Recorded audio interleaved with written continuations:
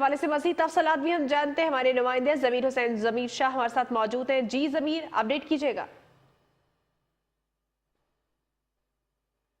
Case की समाअत हुई है और 3 रुकनी बेंच ने इस केस की समाअत की। चीफ जस्टिस साकिब निसार की सरबराही में यह बेंच था जिसने आज जाली अकाउंट केस की समाअत की है और बाकायदा तौर पर आज इस केस की समाअत में एक बड़ी पेशरफ्त की गई है, क्योंकि तमाम जिन पर इल्ज़ामात लगे हुए हैं उनके वकला अदालत पहुंचे थे। उन्होंने अपने अपने दलाइल दिए, ओमनी ग्रुप के हवाले से, उसके अलावा मलिक रियाज के हवाले से और बिलावल भुट्टो, मुराद अली शाह और दीगर लोगों के हवाले से भी अदालत को आगाह किया गया। तो अदालत की तरफ से आज बड़ा आर्डर जारी किया गया और बाकायदा तौर पर जो नैब को यह हुक्म दिया गया है कि जाली अकाउंट्स केस की असर नौ तफ्तीश की जाए और 2 महीने में ये जो है मुकम्मल तौर पर तफ्तीश करने के बाद, इन्वेस्टिगेशंस करने के बाद जो है वो रिपोर्ट सुप्रीम कोर्ट में जमा करवाए और अगर रेफरेंस बनता है तो वो दायर किया जाए, ये कहा गया है सुप्रीम कोर्ट की तरफ से। और साथ ही साथ दूसरी जानिब ECL के नामों के हवाले से अगर बात कर ली जाए